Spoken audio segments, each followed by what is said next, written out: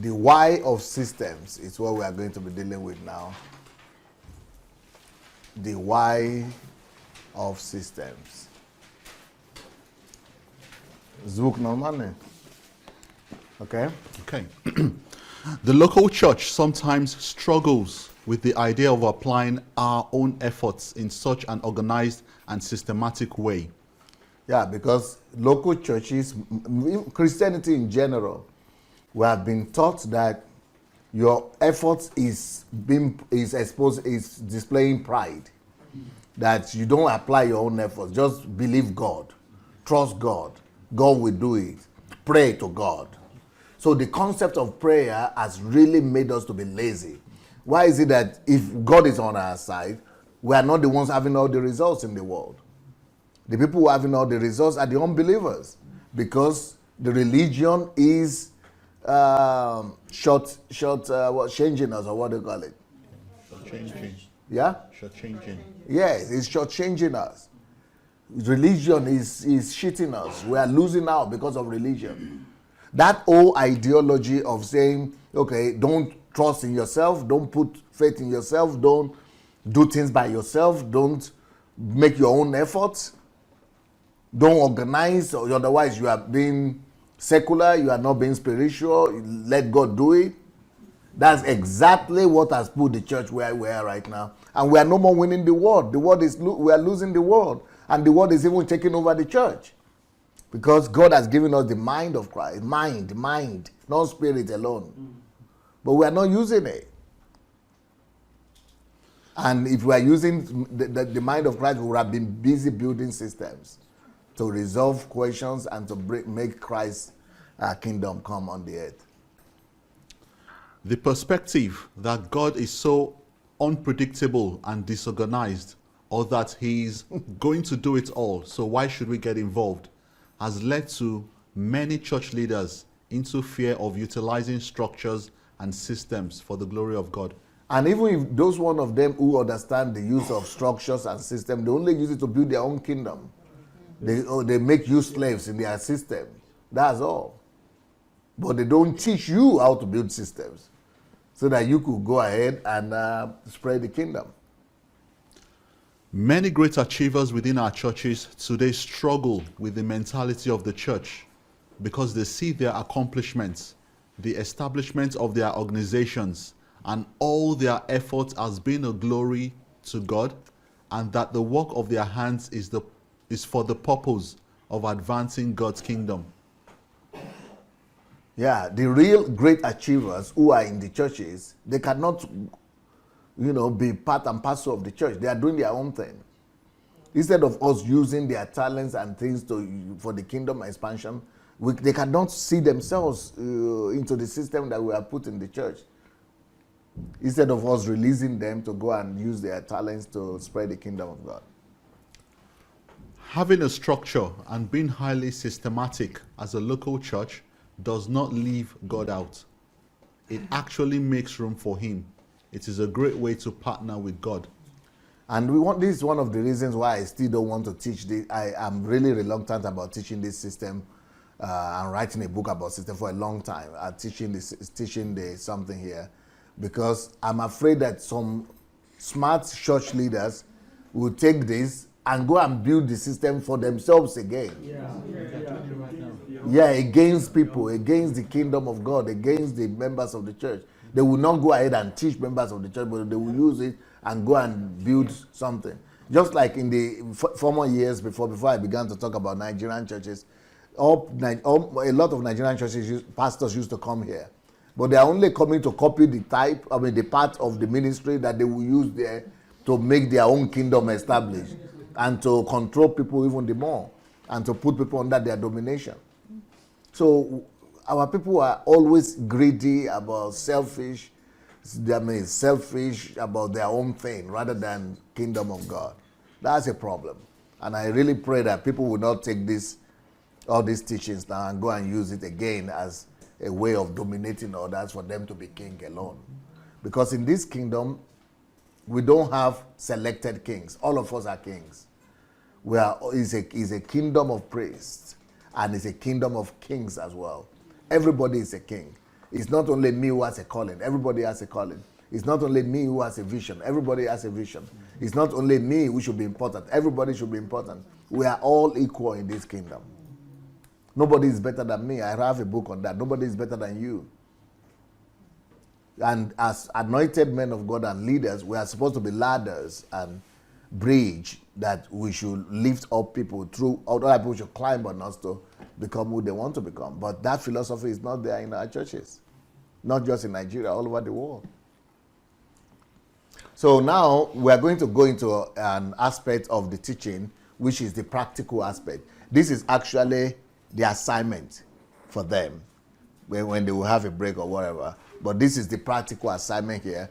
The same principle I've given you, algorithm or building system that I've given you, now I'm going to give it to you in form of assignment. Workshop, like workshop. So this is the workshop, creating a system. You remember the assignment we had? That was just the experiment. Now this is going to be the practical workshop for you. So we are going to go through it. That the same thing we had, what we did was hypothesis. With the hypothesis of 10,000, we are just assuming that we do like that. So, but this one is going to be the real practical assignment now. Okay. Workshop exercise. Creating a sample system of 10,000. So practical exercise here. Okay. Number 1, goal or target to reach 10,000 people. Out of the 10,000 reached, 1,000 of them will be converted and added to the church, which is 10%. 10% is the law or principle. Reached is defined as adding significant value to the person or people group we are making contact with. Our definition of reaching and influence. Okay, I need someone in the hall to stand up and tell me what is this page we have seen right now. Goal, target, 10,000, explain everything in your own words so that I understand where you have been carried along. Because we have already gone through this, but this is the workshop now. It has to be practical.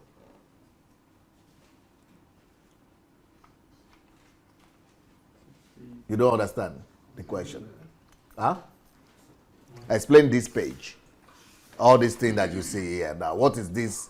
This is the first step in system building. What is it? What do you see? What are we talking about? Okay, we should give the microphone.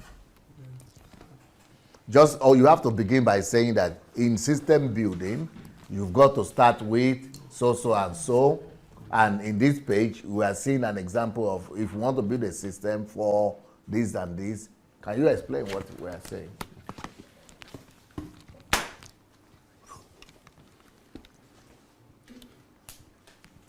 In system building, the first goal is to define the task. So what we see on the screen is our goal, our target, which is to reach 10,000 people. And we know by law of principle that out of the 10,000 reach, 1,000 of them will be converted and added to the church. So what do we define as reach? Now we're getting specific. Reach means we're adding significant value to the person or people group, and we're making contact with our definition of reaching and influence. So we are growing our influence. We are adding value to people. We are adding value to the people we are reaching. So we're not just bringing them in, but we are making sure that those people. Very good. Anybody wants to add in your own word, describe what this first stage is all about? Another person wants to describe what we are saying this first stage? All of you should be able to answer this question by now. Please, because we don't want you to, we are not in primary school where we say you. You've got to show the enthusiasm. You have to show you have to be proactive. My contribution is to define a task. Like if we're here. Move this way. Yes, sir. Okay, yeah. Yes, sir. If we're having about, let's say I'm having about 500 people, that's my target for the month. I must be able to define a task how to reach these people. And then by defining a task is that I can't reach that 500 goal in 100, but I can divide it maybe by, which is a month. I divide by 30 days that I want that 500. Okay. So by that 30 days now might give me maybe about 2 people, because I'm still doing it alone.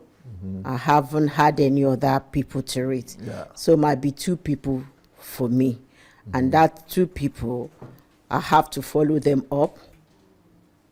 That's the little I can So say, you're sir. adapting this to a month goal. A for month's example. one, yes, sir. Okay. Yes. Any other person wants to? Based on all the teachings, I know that the first thing, if you want to build a system, the first thing you must do is to think in a systemic way. So you are thinking holistically. Beautiful. So the first thing you do is to define your holistic target, how many people you want to reach. Once you define that target, you now actually start taking other steps. But this first stage is just having a holistic goal, the overall goal of what you want to achieve. And from what you have taught, that from experience and from principle, about 10% of the total people that you reach, you will also want to make those people like your inner circle or your inner group. So you want to train those 10% of the total number that you've decided to become leaders that will also join you in actually carrying out your goal. Excellent. Any other person? Okay. My understanding of this is that the target here is 10% of the holistic figure is the actual number of contacts that you're going to add significant value to, and in making contact with them means you've actually attained a level of influencing them, or by saying definition of reaching. No, but in actual fact, you add value to 10,000. Yeah. But just like with Jesus, 10 were added value to, but 1 came back. You see the 10% principle. So even though you add value to 10,000 people, don't be naive to think that people will be responsive automatically like that. In Africa, you could, of course, even have more. If you reach 10,000, you could have 20,000, 50,000 come. Because if you help, let's say for example, in Africa, I help somebody and give you food. You will go and tell 20 other people, or I give you scholarship. 20 other people will hear and come. But we are talking about from the perspective of Europe and America and Western world. It's always shorter and smaller than, yeah. Okay, any other person wants to add to that? Thank you. When we're looking at this as creating a system, Okay. and as such, we need to think systematically. And the first thing to do is to define, have a goal, Right. and so that at least we can attain our bigger picture of what we want to do. We have an assignment, and our assignment is to reach out to 10,000. But before that, we need to, segment and put in place some systems so that we know how to get to the bigger picture. So systematic thinking is also applied in this to reach our target. Okay, so we'll go to the next page. Okay. Number 2, time factor or time limit, 1 year. So who will explain to me the significance of time factor and time limit? Why should we put the boundary of time? The brother is out there.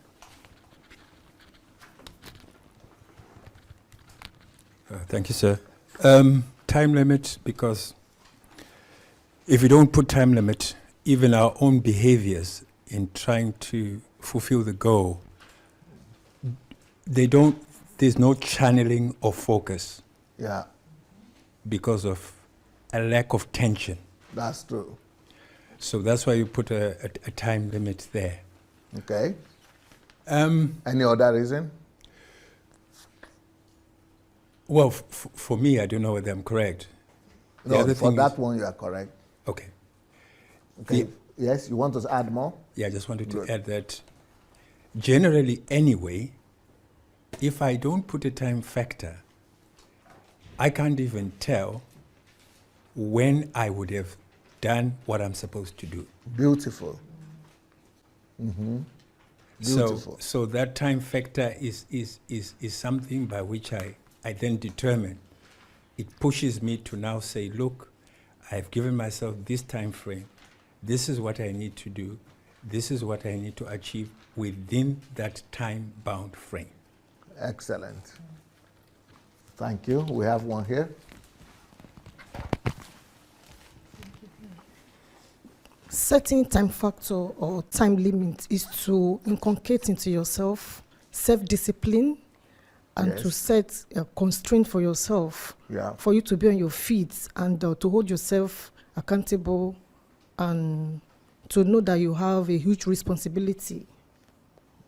Beautiful. Beautiful. Okay. That's it now, probably. Next one. Number 3, resources. What do you have to accomplish this task? Computer, house, vehicle, church of 1,000, office space, pastor, leadership team, already established programs, personal savings. So did you learn about resources? Anybody want to talk about resources? And how I taught you? For resources, that's the third step in the algorithm of building a standard or system. Yeah. And this has to do with you looking within yourself. Number one, you are the first resource that you have for accomplishing whatever it is that you want to So accomplish. you, as a person, you are more important than house, computer, vehicle, church. Yes. That's important. Yes. Because when we begin to think that something that is out there, material, is more important than what I have, then you begin to complain, and you begin to find faults, and you begin to find excuses and reasons why something couldn't be done. Yeah. Because the government didn't do this, because nobody helped you, because the law, because the country. But when you know that it's just you, is then you know the whole responsibility is on you. The buck stops at your door. Yeah. Okay. Then, having identified that you are the real Sole- resource, the sole resource that you need to accomplish that, then you look inward in yourself and find out those things that you have, like your education, your skills, your abilities, your talents, your money, anything at all. Yes. Maybe housing, Your influence. your influence, yeah, leadership skills that you've got, Yeah. anything at all that you could bring in that could facilitate developing that particular task that you have ahead of Then the you. question I will have for you, being a Nigerian, I know you're a Nigerian, is that so as a Nigerian, if we're going to use this principle, Okay. that the sole responsibility lies on me as a person, what right then do you or I have to complain about what the government has not done or is not doing? Yeah. Like you're teaching yesterday, the environment we find ourselves in Nigeria and as a Nigeria is that most of the time we are just being emotional. we don't see ourselves as having the capacity or the ability to provide solution to whatever problem that we see that is so evident around us. All we do, we just make noise about us and, shoving the responsibility on another person, always complaining. We will never see ourselves as solution to that problem. So what right do we have as a society? Because what we have right now as a culture is a culture of complaints, and this complaint is like pervasive everywhere. And people are always pointing finger at the government. Anybody want to comment on that? Yeah, please. He started first. Yeah. Good day, everyone. My take on this particular aspect of complaining about the government is like our sister has. No, start with the resource.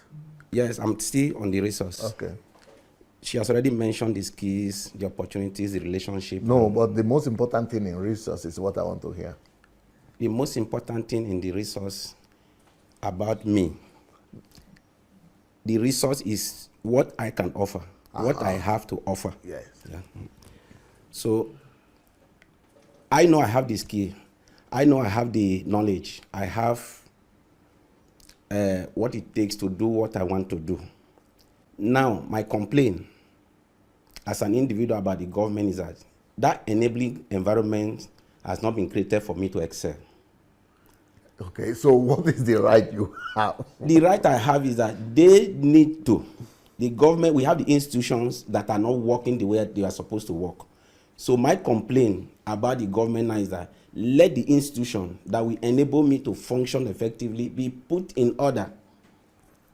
Okay, who wants to add, who wants to correct or add to that? Okay. Where is the microphone? Yeah, okay. Yeah. Right, okay. I think DSA, you talked. Close. Yeah, you've talked a lot today about resources, and I think what I learned from there is that whenever something is put in place, if you have a plan, therefore the resources, you should be aware that those resources will come to you. Now, relative to the government, particularly in Nigeria, it's very important that people should be aware there has to be a change of mindset, really.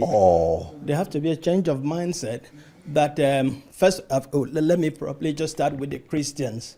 I think Jesus himself said, if you want to do anything, you have to do what? First of all, sit down, do your plan, count the cost, and find what needs to be done. And then you go, so that you don't become a laughing stock. And I think this is what we're experiencing. I think the next thing also is that people keep saying, DSC said that again today, that people keep saying, by God's grace, I put God first. One of the things I learned in the HMT is that God is the Alpha and the Omega.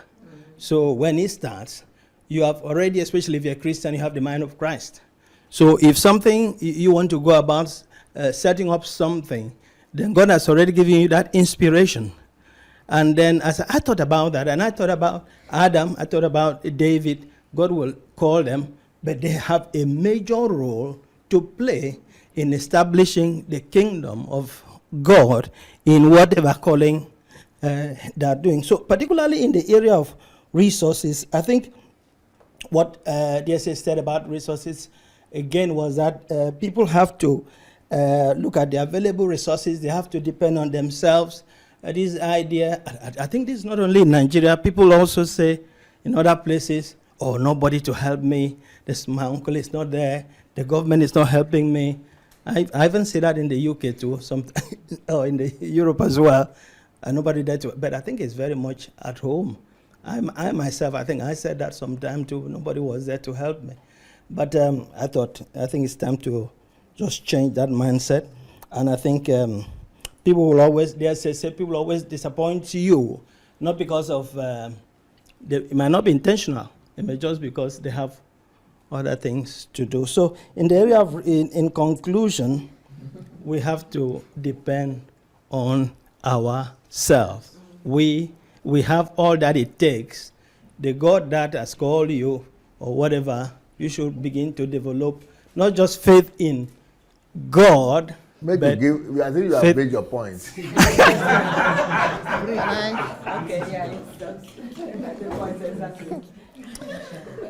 I have a practical example about this. A few days ago, I went to the bank and I saw it was a Nigerian lady that was attending to me.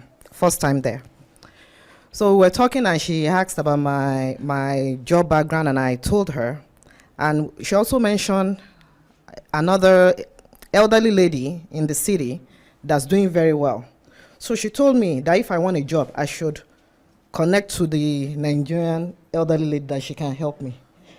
And I'm like, I don't need that help. That was the first thing that came to my mind. Because I think they just assume that if you are Nigerian, then connect to another Nigerian person that's going to help you get a job. And that was a mindset that I have never had. I think in church, they call it kingdom helper or something. Your destiny helper. Yeah, you have to have a destiny helper. Because some people pray for it. Yeah. That thing you just got easily like that. Yeah. Some people fast for it, even. And I have all my jobs, I have never had anybody help me. I just submit resume. Go, I don't have that mindset. So when she said that, it now also occurred to me that I have seen that lady.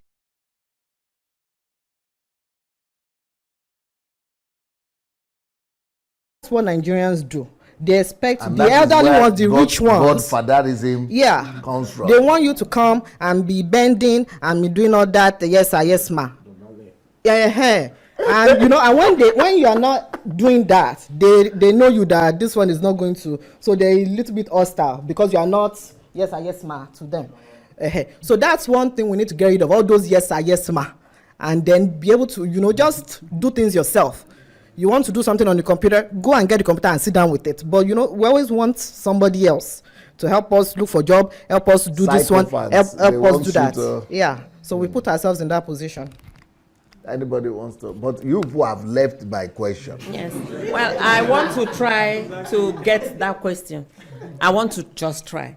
I just want to look, because you talked about, as a Nigerian, what do I do?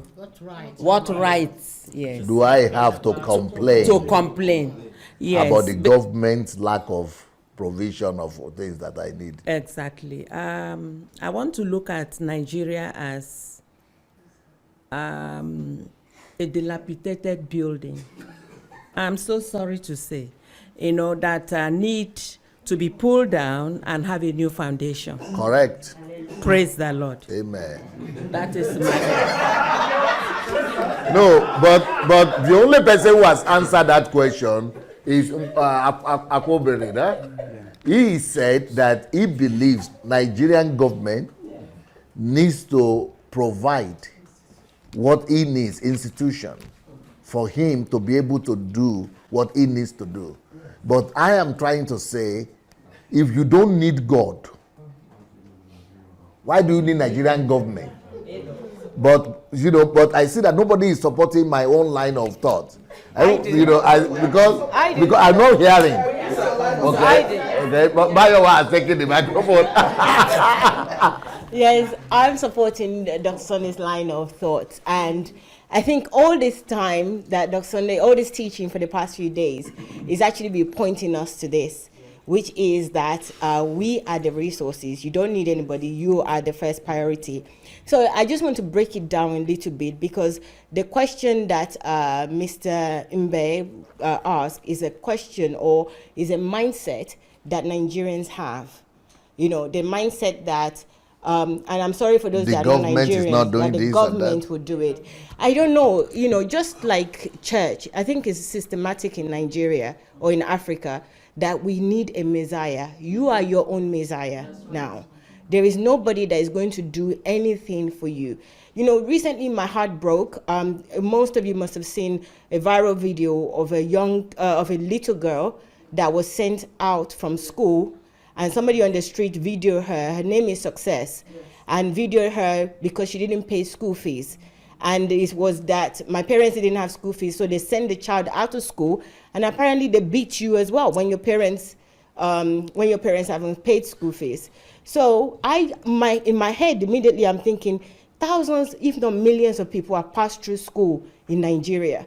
So nobody have set up a system, or since they left school, knowing that they went through the same problem, because I called a few of my friends and they told me that exactly that's how it is. If your parents don't pay school fees, they kick you out of school. But I said, you went to the same school.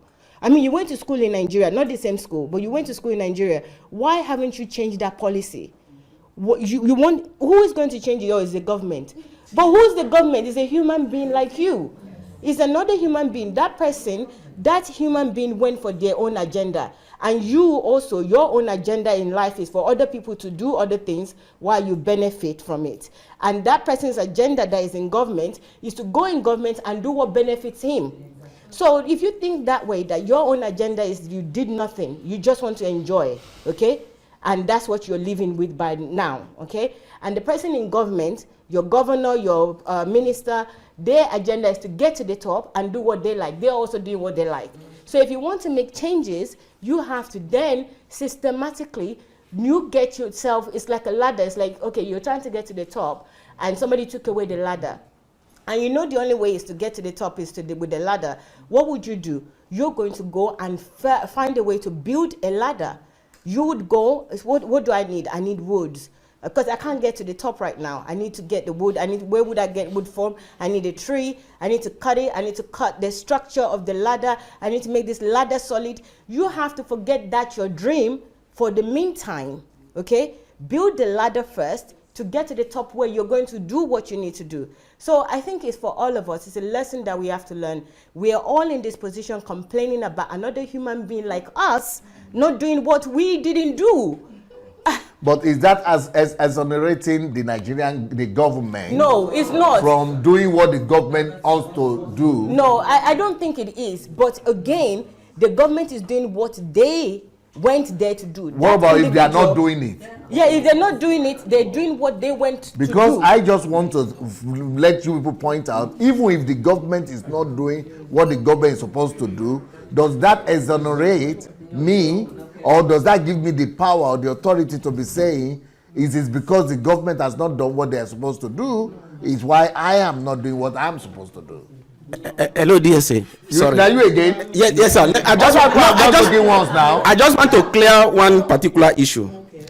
Now, we've gone beyond the level of what you have. I have my resources.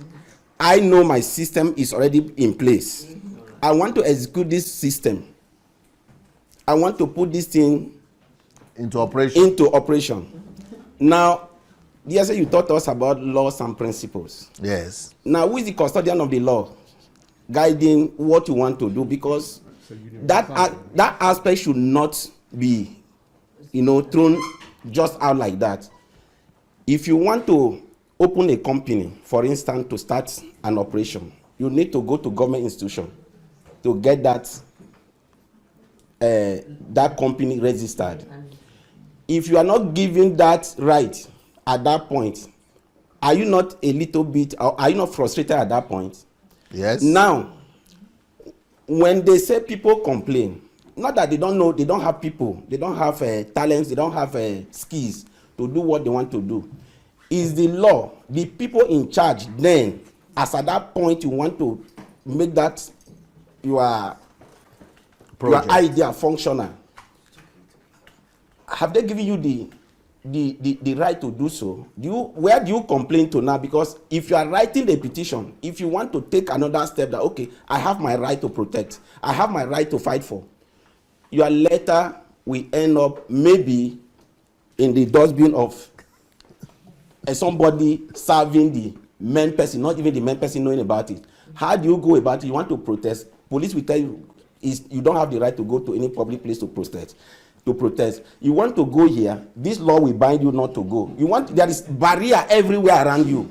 We need to come down and understand the system that we are talking about in Nigeria. There are laws, there are institutions, we are talking about EFCC, we are talking about police, are they functioning the way, being neutral? You have your right, you have your resources, come and invest. Now, foreigners are even coming in to invest. People are demanding you must give me certain percentage of this before I will allow your documents to go or your operation to be functional. These are some of the things people are complaining about. Now, you mentioned it. But even if they complain about it, Yeah. That's exactly what we're talking about. Then what I would do is that instead of complaining like them, Yeah. I go to my room, sit down, come up with a system of dethroning that system that is your plan is already established. You have that, you have made the plan, you want to come out. What I'm telling you now that okay, the system, the government in place now did not allow you to even come up. Yeah, but you can take out. How do you take? Okay. Okay, so I think we need to go back to the basics. Yes. We need to go back to the foundation here. So remember when we started with system, we said system works within systems. yes. We said there are rules, there are laws, there are principles. And yes, we can point at government and lack of system, lack of this, lack of that. But at the end of the day, the government is the people. The people in government, they're not from anywhere. Yes, that is true. So if we want to change government, we need to change people. If we want to change people, we need to change mindset. We need to come with new value system. So some of the problems we want to fix, they are, let's say, step 7, where it needs to be fixed. But if step 1 is already faulty, you cannot get to step 7. And that's why we're talking about systems within systems. And that's why DSA is saying, okay, well, why do you complain? Yes, you can complain, but our complaint should be channeled, our emotion should be channeled towards fixing the foundation. Yeah, if we need to tell if the building is already faulty and okay, well, there's no need to patch it up, tear it down. But there is a system to also tear it down in such a way that you don't injure people, you don't harm people. So that's my contribution.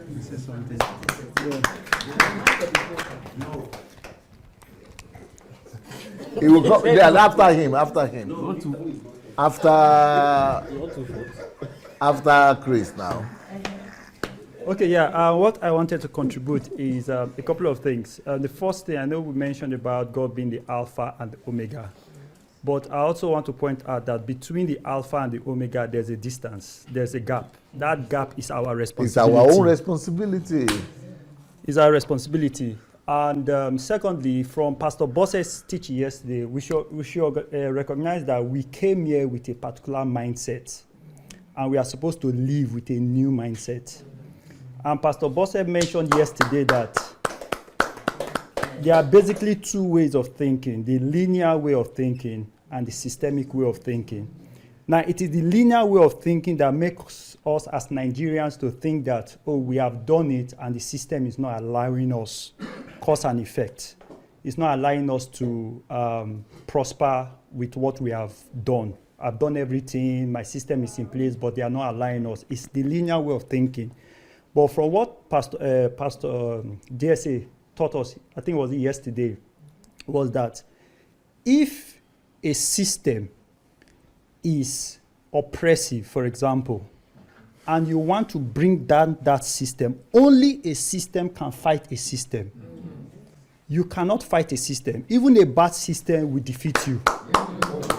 So no matter how good you are. No matter how good you are.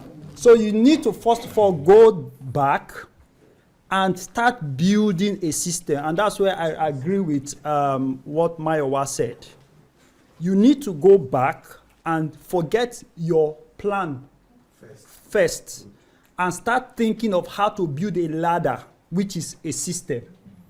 Build a ladder. Once you have the system, you don't just go out alone by yourself with that system. You now start building a team or an army that we implement that system to change the system you are complaining about. So what I would say with your question when you said, what right do we have to complain? I would rather use the word challenge and not complain, because I will only challenge the government when I have done everything possible that I can do.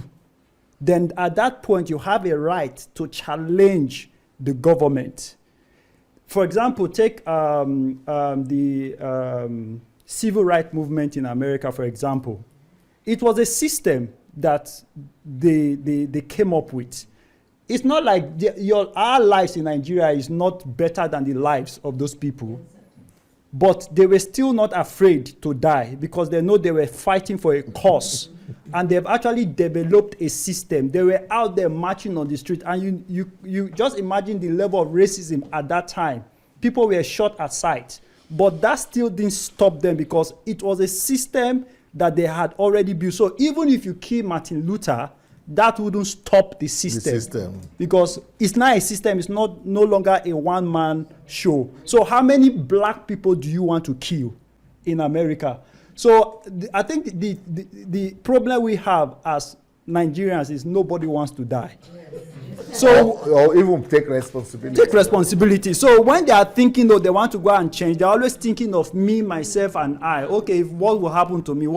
No, you should be thinking of what will happen to the institution if we don't take this action, and not just what will happen to me. It's Victor, or what? Okay. My sister, Aubrey, right? Aubrey? Somebody said. Okay. Thank you, TSA. You might need to stand up, my sister. Yes. Thank you, TSA, for this question. But I just wanted to, I agree with my brother Chris, what he just said.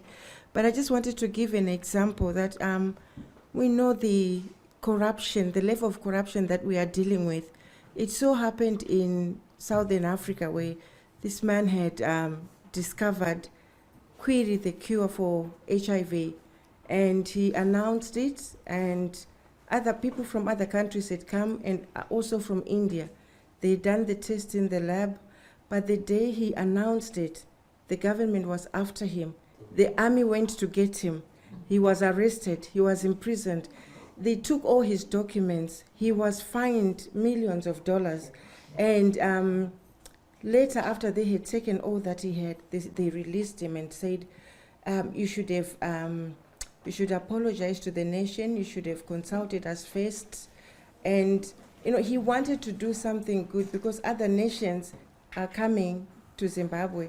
Whether it is right or not, it has not yet been proven. But at least he was trying to make the way a he's supposed difference. the way he was supposed to behave was to behave like the other Zimbabwean guy. I wrote about him on my blog. That is designing helicopter and airplane.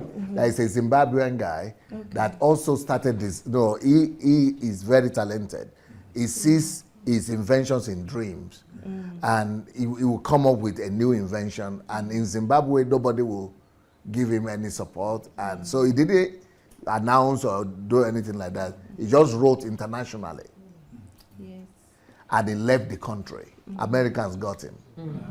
And when Americans got him, now he's so famous now that the Zimbabwean government are begging him to come back.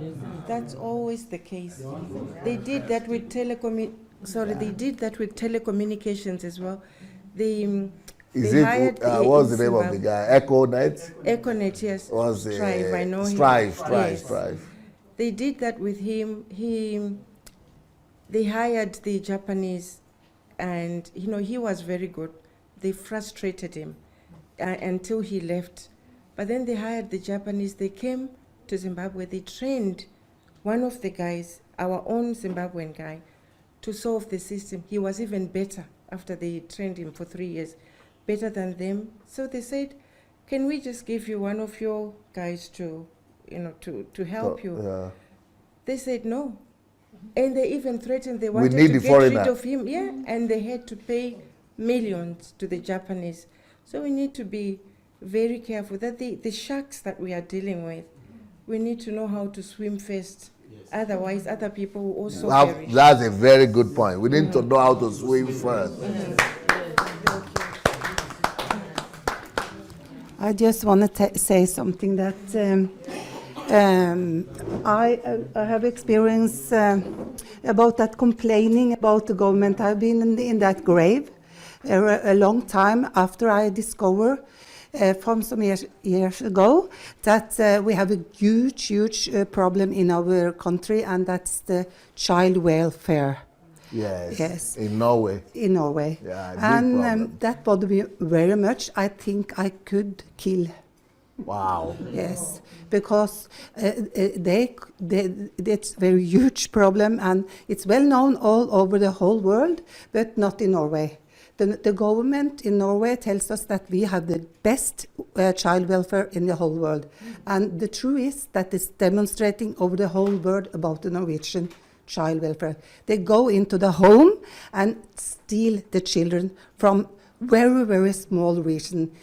A lot of refugees have experienced that, and also the Norwegian people experience that. And when I discovered that, I have a very strong feeling in my inner that we, in one or another way, I have slept.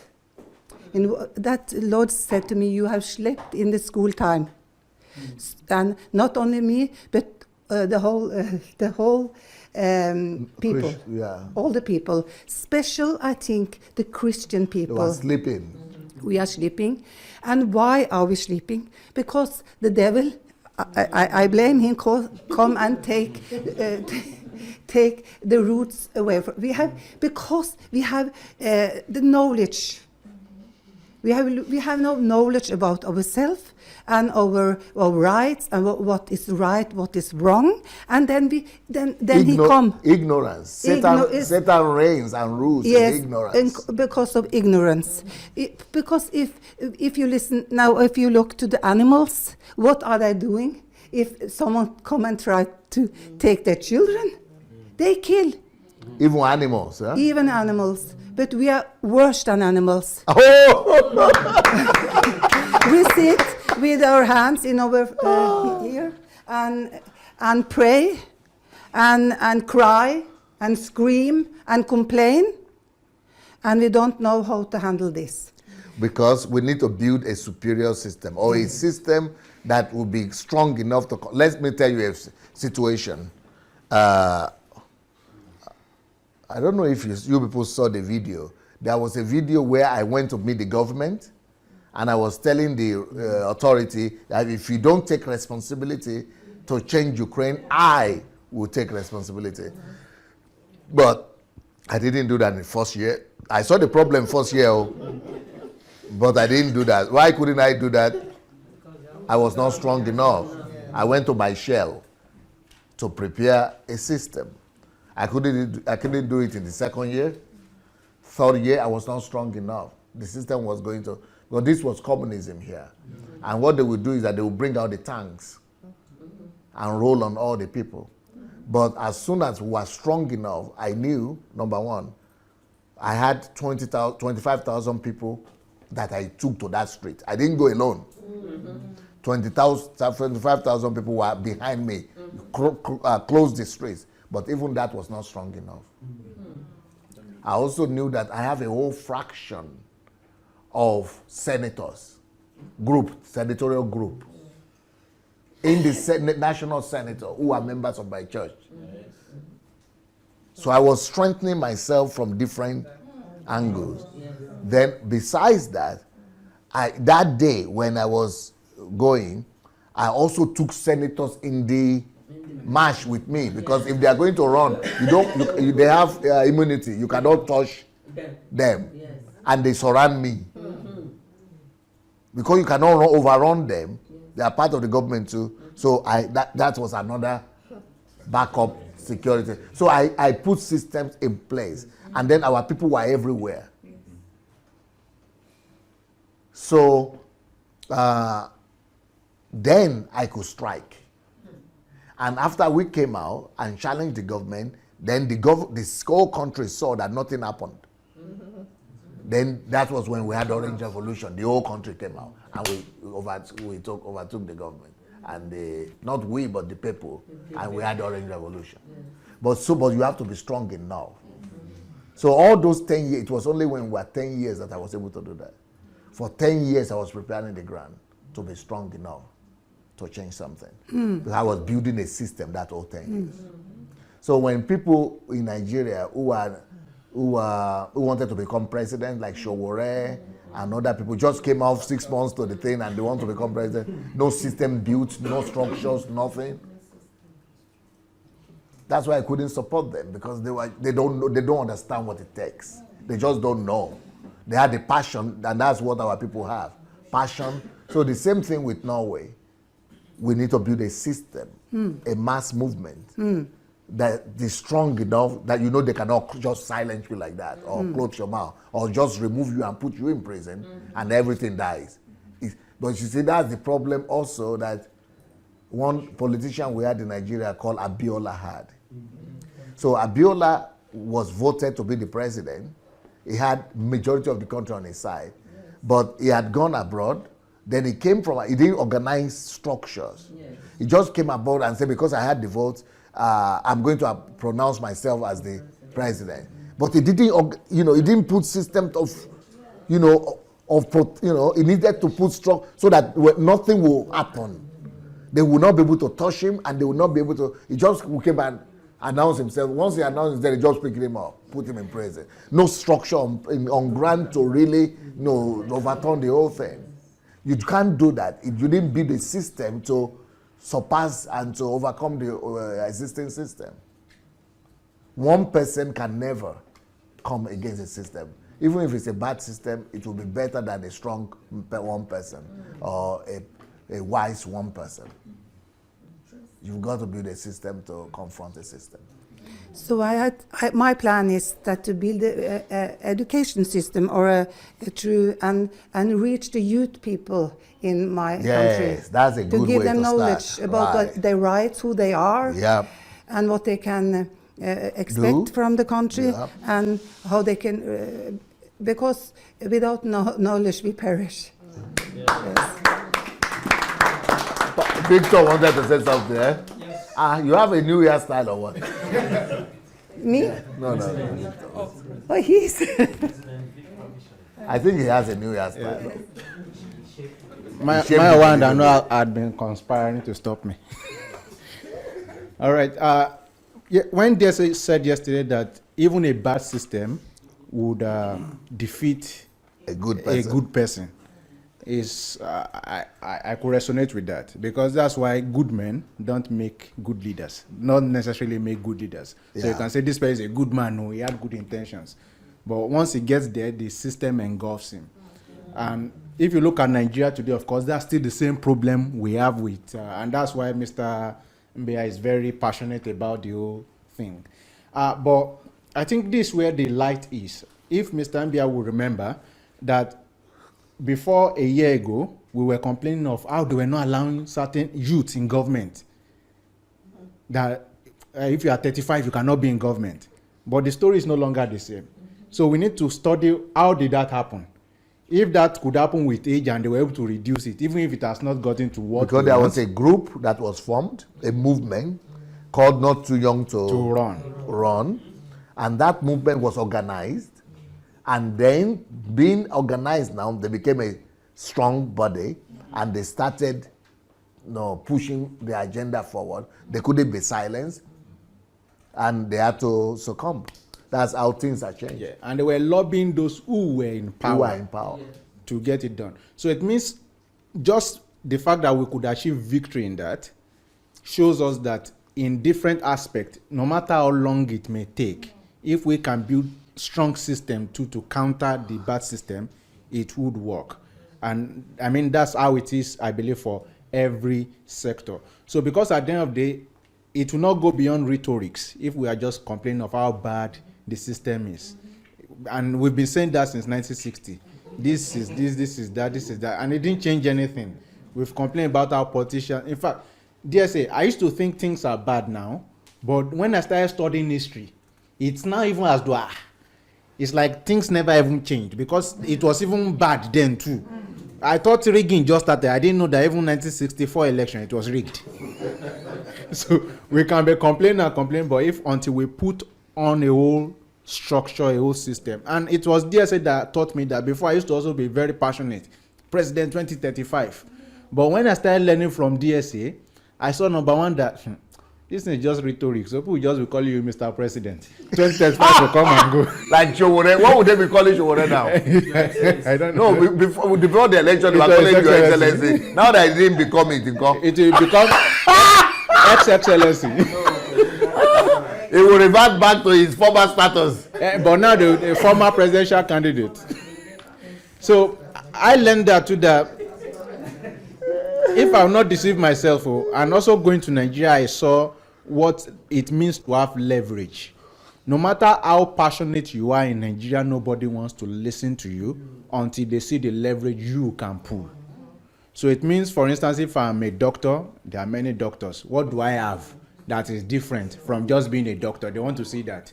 So you now see that it comes with, number one, building yourself, equipping yourself with the know-how of how to solve that thing, then being able to build that system. Then the system that you are able to build, if it's strong enough, we're able to solve any problem. So what DSA is teaching is not just theory, it's practical, it's been achieved. And so if it's been achieved somewhere, it can be achieved everywhere. Thank you. Thank you. Good. So Bayowa, he disappointed you. He was not coming to argue. So let's continue the teaching, if you don't mind, because we need to make it on time. I want to finish this session, today, this morning, so that in the evening, when am I coming back? Evening? So that in the evening I could begin to give you practical examples now. Okay? Okay. Number 4, algorithm or formula. 10,000 people divided by 365 days per year equals 25 people per day. 27 people per day. Special notes. For us to accomplish our goal... No, first of all, read the... Okay, therefore. Therefore, 10,000 people divided by 260 days, which is based on 5 work days per week, will give 39 people reached per day. Special note, for us to accomplish our goal would mean that 27 people would need to be reached every day of the week for an entire year. This breaks the law of rest because we will be working every day to accomplish this task. So at least you should have Sunday. No,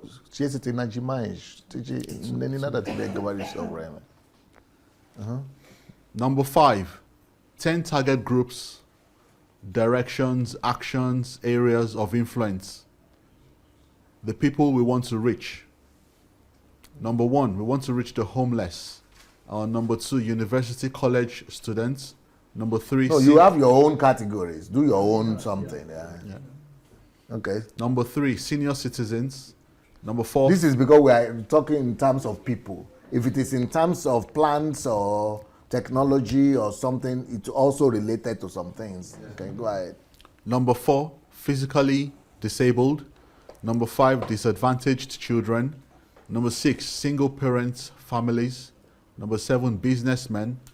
Number 8, drug addicts. Number 9, alcoholics. Number 10, abused women. So those 10 people that you have in your group, we just take one each. So these are spheres. Also, you could duplicate that by getting streets as well. 10 streets, and then get another 10 group, so, yeah. Special note, the 10,000 people being reached seemed impossible, but as the algorithm reveals, our goal is becoming very realistic. Number 6, form a team. Requires 10 people, 1 person for each sphere. Each person must reach 4 people per day, 5 days per week in that particular sphere. This can be done through a program or outreach put on by the leader. So you have 10 people as well. So 10 people take one sphere, that's it. So the 10,000 each something has become easy. Special note. This does give us a surplus, which is a very reasonable backup plan. This means our next formula is 39 people per day divided by 10 laborers equals 3.9, or approximately 4 people reached per day, 5 days per week by each leader.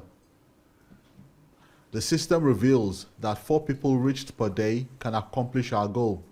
This can be accomplished in an even easier way if done as outreaches or special events that maximizes people.